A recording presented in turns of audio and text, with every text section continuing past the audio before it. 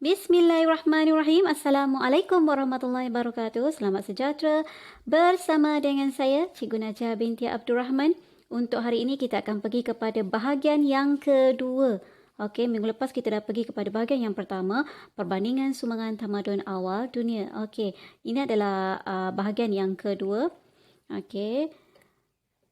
Okey, kita akan pergi kepada tamadun Indus. Okey. Kita tengok apa yang terdapat di tamadun Indus. Okey, pemerintahan dan pentadbiran. Daripada aspek tamadun, pemerintahan dan pentadbiran.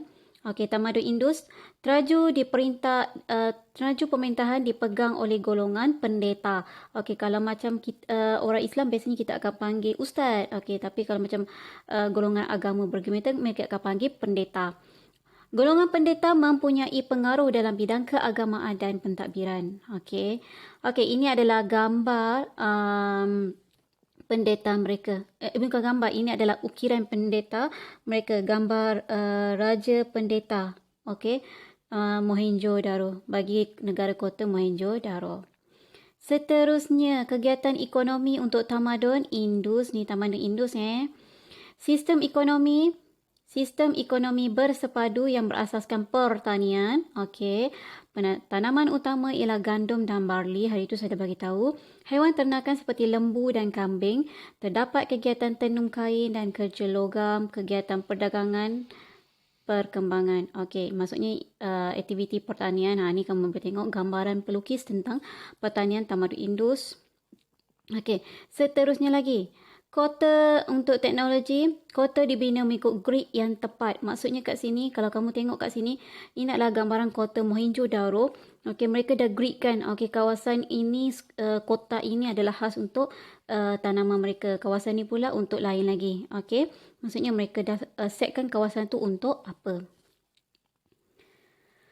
Seterusnya, adanya sistem peparitan dan pembentungan. Okey, dekat Mohenjo-daro ni, okey, ini adalah gambaran tempat mandian mereka. Okey, air mandian disalurkan ke dalam longkang batu bata di bawah jalan raya. Pembentung punya saliran utama. Ni.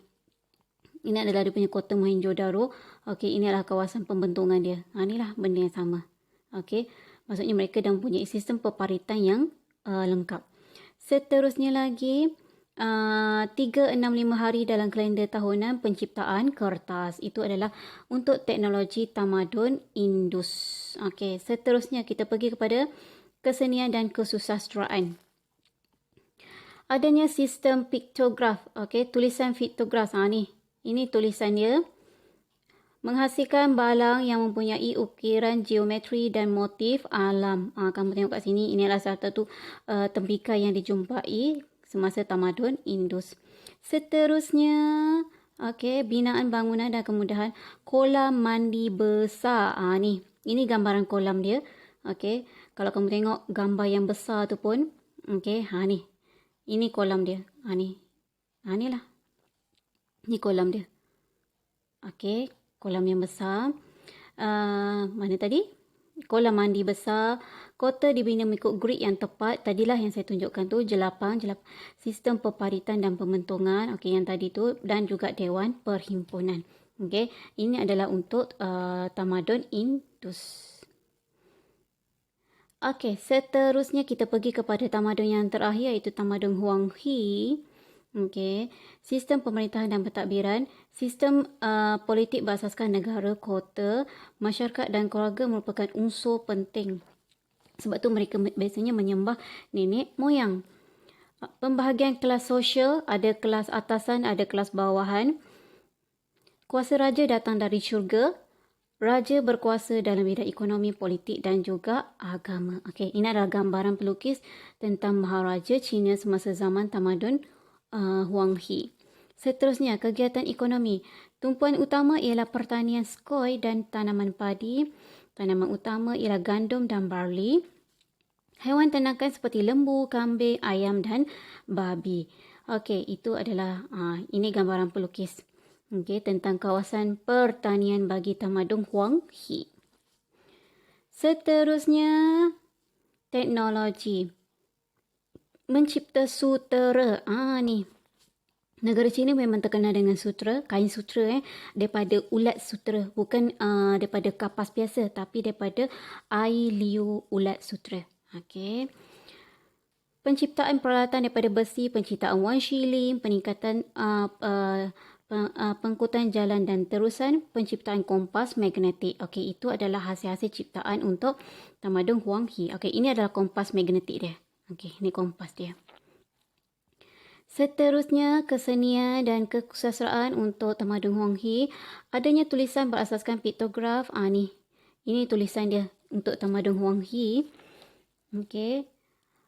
Hasil cipta puisi yang romantik, lirik diolah dalam pelbagai bentuk tradisi masyarakat, hasil kesenian dilukiskan pada tembika. Ini adalah antara tembika yang dijumpai semasa tamadun Huang He.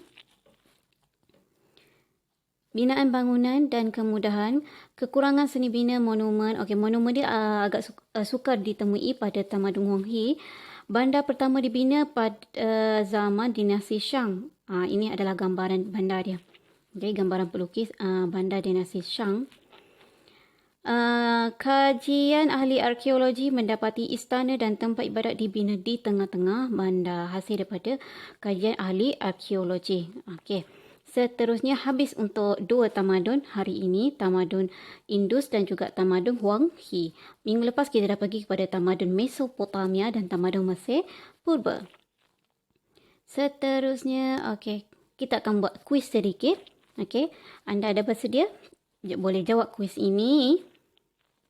Okey, kuis yang pertama. Sistem pemerintahan tamadun Indus diterajui oleh siapa yang menerajui pemerintahan tamadun Indus? A. Raja, B. Artisan, C. Pendeta, D. Bangsawan. Mana jawapannya?